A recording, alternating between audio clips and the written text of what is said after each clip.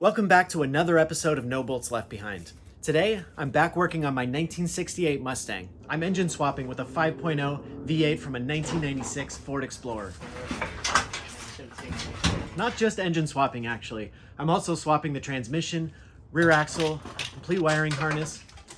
Trust me, it'll be cool when it's done. The last few episodes, I got the engine installed, and today I want to get the radiator and cooling system sorted out. All right, let's get started. All right, so Cold Case Radiators really hooked it up and sent me out this pretty much complete kit. And let's see what we got here. We got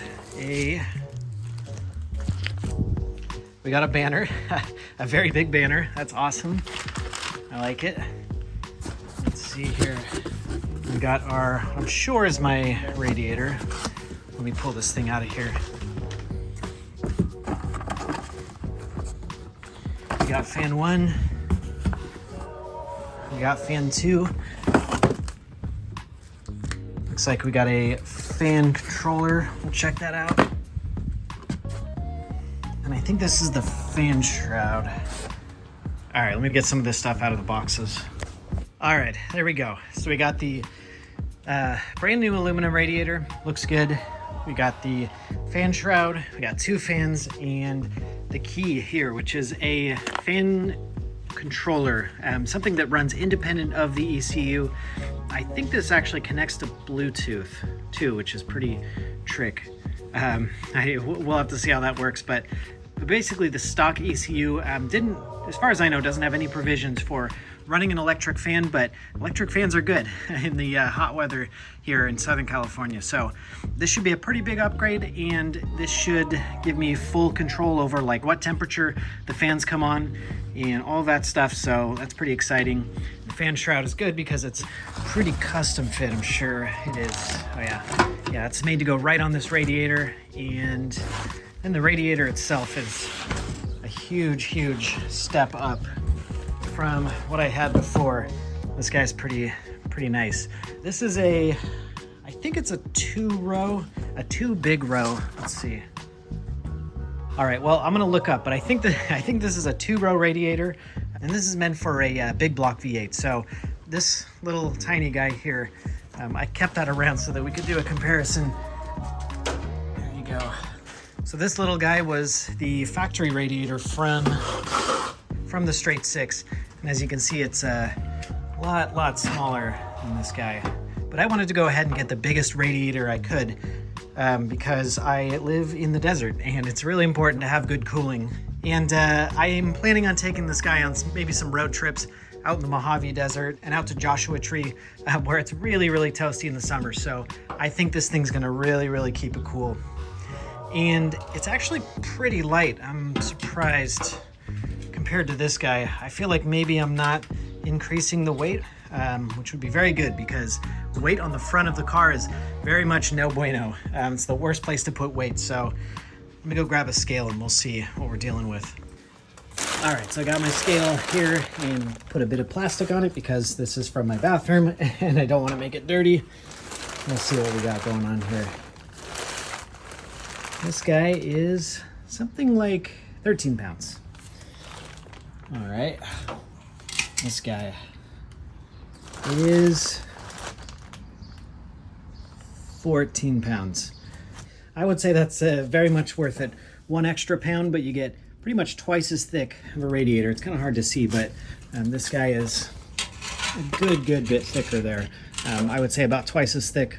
Maybe this is like a 1-row radiator, and this guy, of course, has a lot more surface area. So cool. We're not adding any significant weight with the bigger radiator anyway. And one last thing about this particular radiator is that it has the correct inlet and outlet on the correct sides. So we have a passenger side inlet and a driver side outlet, which should fit our, I guess, middle inlet, but kind of a little bit towards the passenger side. So that should come up right there. And then the driver side outlet, of course, and we'll go right there to this side here. So this kit should be perfect for this swap. Definitely with the fan controller and everything all included, and probably pretty good for any sort of like small block or definitely a big block V8, because that's what this is meant to run. So thanks guys, this thing is awesome. Let's get this thing installed and we'll see how all of this stuff fits up in there.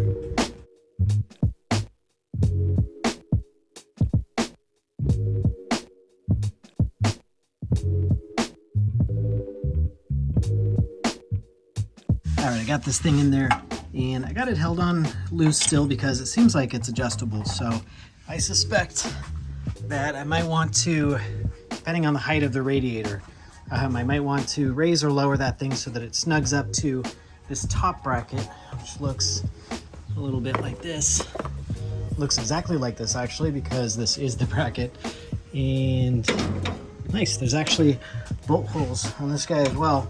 I'll leave that loose for now. I'm gonna go ahead and knock out this side, thread it up the same way, and then we'll drop this radiator in there.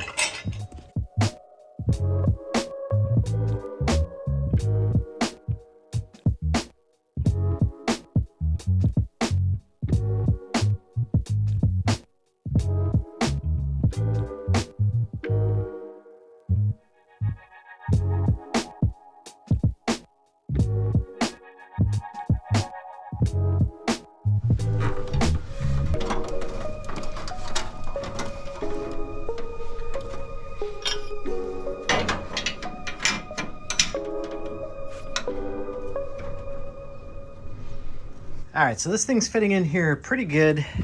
I have my own power cable here mounted, so I'll probably have to move that guy, which is okay. And there's some wires down here going to this box, which I'm not sure what that is. So I think that's aftermarket. So I'm probably gonna, at least for the time being, move that or disconnect the wires or something like that. And otherwise it's pretty close. It is hitting this side, this bump right here, but not this side, which leads me to believe that this, in fact, if you look, this side's clearly been pushed in quite a bit. I think I'll probably just push this back into the position that it's supposed to be, not popped out. And then that should be it. I think we're done. I wasn't sure whether to paint this guy black or leave it aluminum. I was thinking of maybe painting the thing behind the grill black, but I don't know if it's going to be how noticeable that'll be.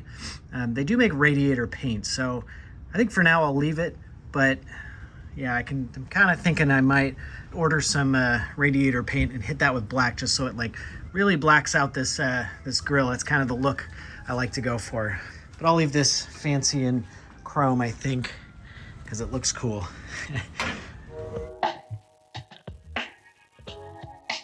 All right, I got it pretty close, but I'm still hitting a little bit right here and I'm hitting a little bit down here. And you know, these are the mounts for the 6-cylinder radiator. And I can't tell if those are not supposed to be there for the big block radiator or if this thing, I mean, this thing is just so wobbly. It just got so dinged up over the years. So, you know, I think I'm actually just gonna go ahead and cut this off. I don't think I'm gonna make anything worse. I don't plan on putting a 6-cylinder back in here, and I suppose if I do, I'm gonna still use this big radiator. So yeah, let's just cut this garbage off.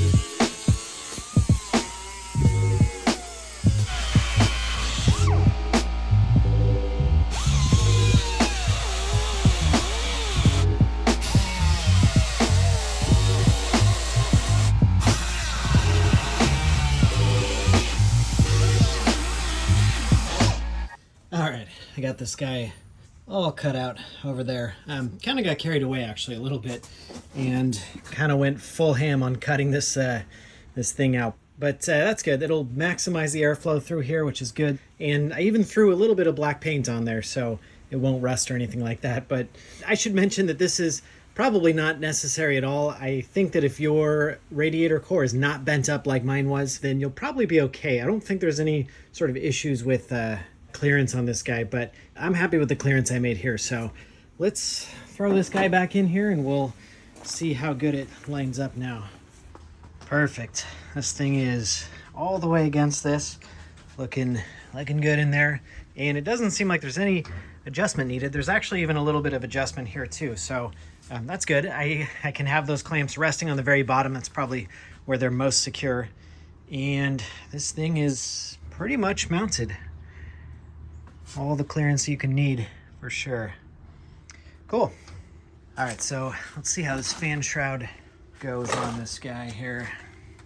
I guess like that. No problem.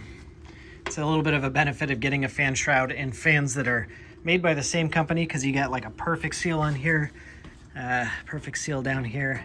So I think I should probably peel this stuff off. I will put these fans on here first and then throw some bolts on this guy, and that should be it.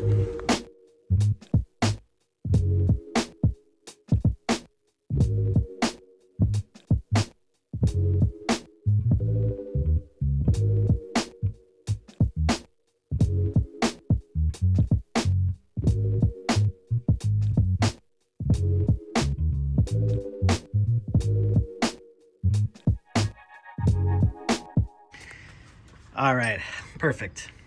Plenty of clearance here. Got like whole hand worth of clearance. For now, I zip tied it because it's kind of hard to get the nut on the back side of this guy. I don't know if I'll do some sort of like rib nut or something like that, but I'm gonna take this thing off to paint it pretty soon anyway, so I'll leave it as is, but it's good to have it in here. This should give me a good starting point for trying to figure out a coolant hose that'll probably snake around like this somehow, and all that stuff. And the fan wires I kind of just left hanging down here on the bottom, of course, so I think I'll probably next start to set the wiring in here and start to figure out where all this stuff goes. This fan wiring kit here is going to be my starting point, and I think I'll probably want to keep this guy inside along with the ECU. So let me see if I can figure out how to wire this guy in, and then we'll go from there. All right, I have the wiring diagram here, and it looks like I only have to pass 3 wires through the firewall. So pretty simple, actually. Everything else, this direct battery power, the ground, the fan controls, and the relays, actually all that stuff will live right up in here. The battery, I'm not sure yet. It might live here, it might live over here. We'll figure that out, but the fuse block and the fuses are gonna live right here.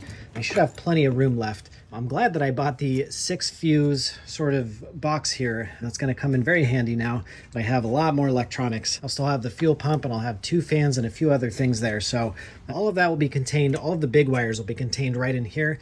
So awesome, good to have the radiator in. That's a huge step. And it's nice to not have to do a bunch of custom work with like a fan shroud or whatever. I know I just have like a good ceiling fan and a couple of really high flowing dual fans on this guy, and that should keep this thing nice and cool.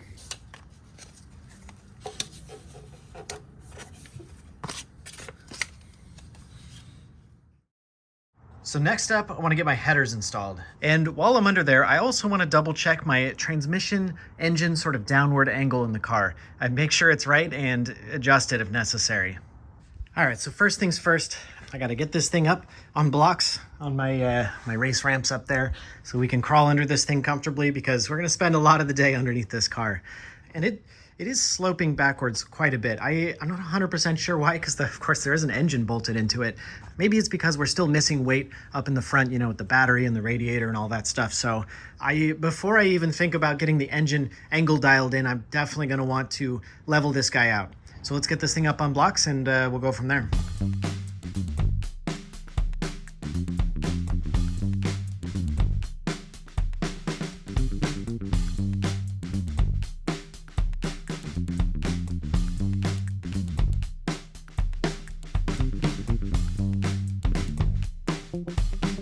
All right, so I got this thing all lifted up and made a pretty big mess, of course, with the transmission fluid down here.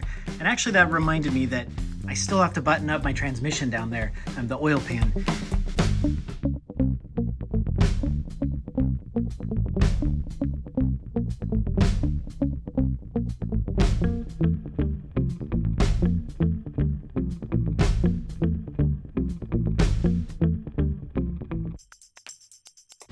Oh man, I knew I should have waited to clean up that first oil slick. Didn't realize how much fluid was still in here. I guess it's probably been working its way down out of the transmission, which is good. At least I'm getting like all of the old fluid out, but man, little transmission fluid in the hair is always nice. Pretty sure it's a natural conditioner. So yeah, I got the new filter kind of just pressed on. There really isn't any like bolts or anything like that, or it doesn't screw on, it just kind of pushes in there. So hopefully that's good. And I got to clean up this seal before putting it back on, of course. And I am going to reuse this seal. I did try and like find a replacement one, but everybody said the factory one is a lifetime seal, and you know, it's actually better to keep it than to like replace it with some of the aftermarket stuff. It sounds a little weird, a little sketchy, but it is in line with my cheapness and my laziness. So I'm just gonna go ahead and do it and hope that it doesn't leak. I guess it's not too hard to get to if it does end up leaking down the road.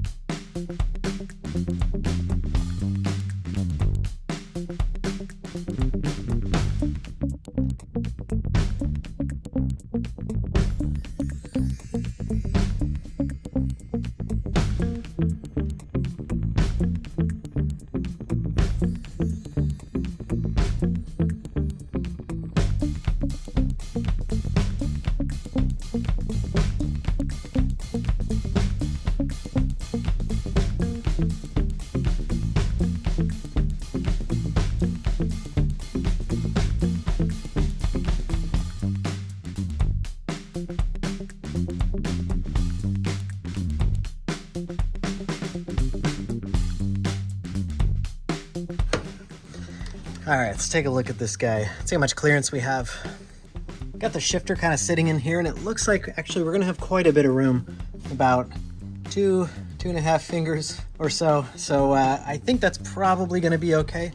It does look like up here, it gets a little close. Yeah, we definitely have maybe like a finger at the very top.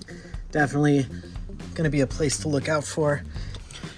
And up here, it looks actually, looks pretty close as well. I don't know. I can get my fingers up through the top of this as well. So I might be able to get like, you know, maybe a 1/4 inch shim or something like that. But, you know, just looking at it, it actually looks pretty good. I kind of had this thought that it was sloping down a lot, but now that I'm down here, it doesn't really look like it is. Yeah, let me check that actually. Let me get this thing level. We'll check the angle of this guy and see, you know, if we're down or up or whatever. All right, so let's see here. 39.5 here at the top of the fender well. Yeah, 39.5. And over here we're at 38. Wow. Okay. Yeah, well, I guess we'll have to see when this settles, when I have all the stuff in here, but might need to put some like lowering spindles or some lowering springs or something in the front. Let me jack up the rear a little bit and we'll get this thing a little bit more level.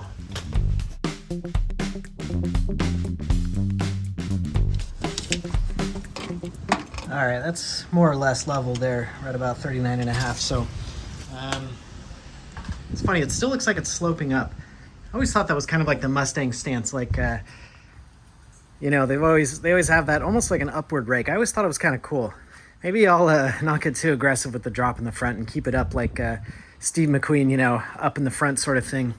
All right, let's check the angle of the dangle here. The transmission. Grab this guy. All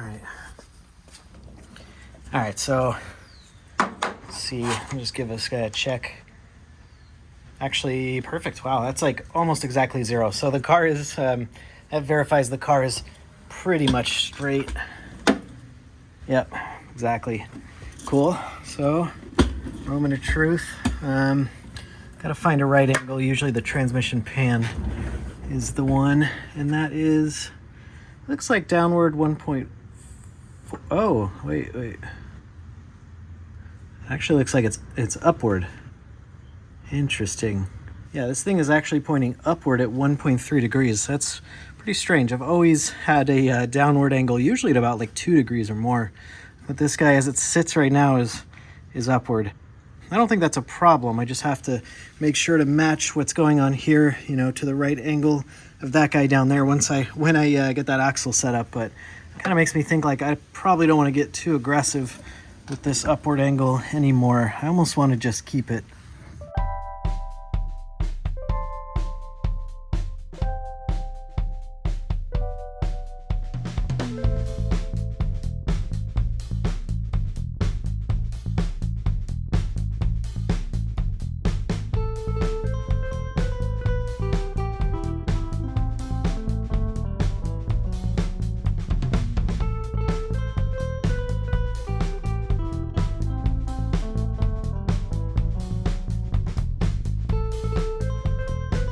All right, so here's my rebuild kit right here.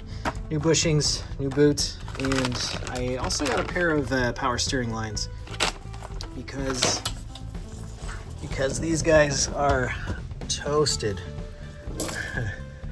I gotta cut this clip, pull this guy off, we'll replace all that stuff, and we'll get this thing all bolted back up.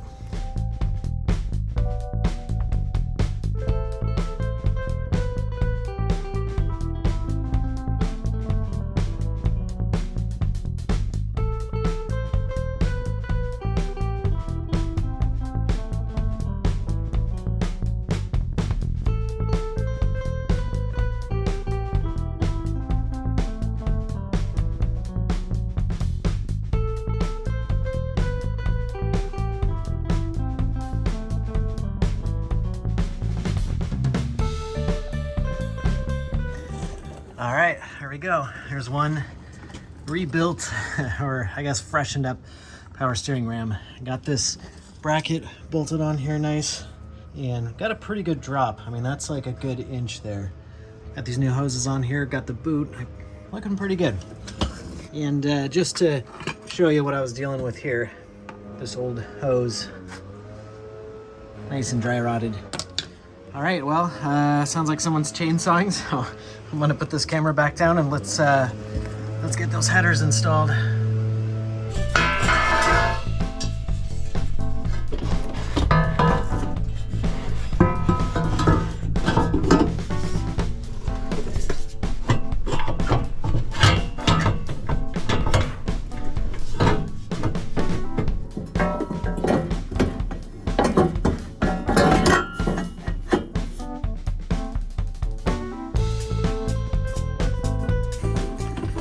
All right, well, not a perfect fit. The good news is that this kind of seems to be not really a big issue anymore. I definitely am very close to this hydraulic ram, and I think that this thing moves. Maybe not much.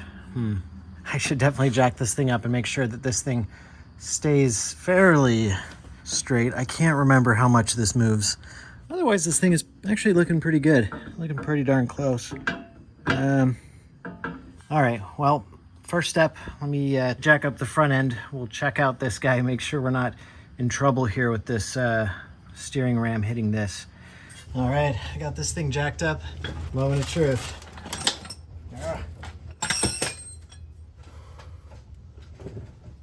Oh man, this thing totally moves. No, oh no.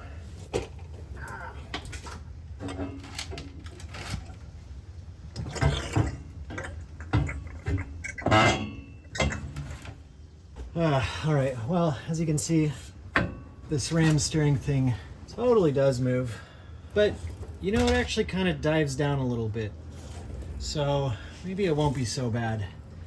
I purposely scratched some marks on it so I know where to dent.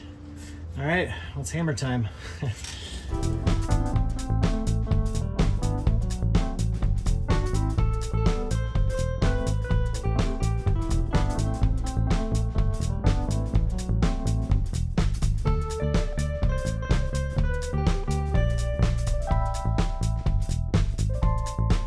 All right, well, I got these things bolted back in here, and I was able to, oh geez, I was able to get a full lock on the steering. I was able to go all the way. It definitely is touching it, so, you know, I will need to probably dent it in like half an inch more, but, you know, I didn't really dent the tube much, so it's more of like a flat spot. So I think I'm denting in the right spot. I just got to do a little bit more and we'll be good.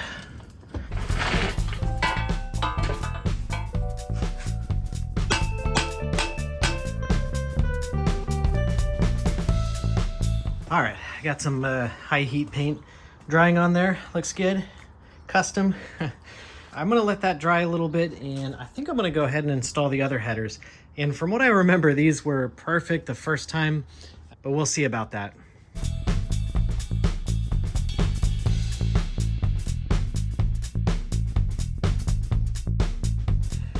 Oh man, I spoke too soon. There is a tiny little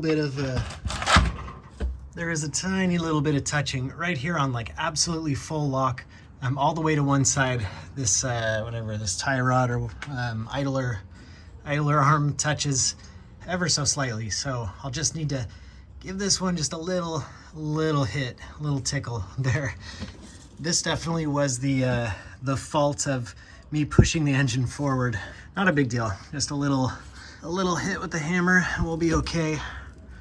Up here looks okay. Gosh, it gets really close to that too. All right.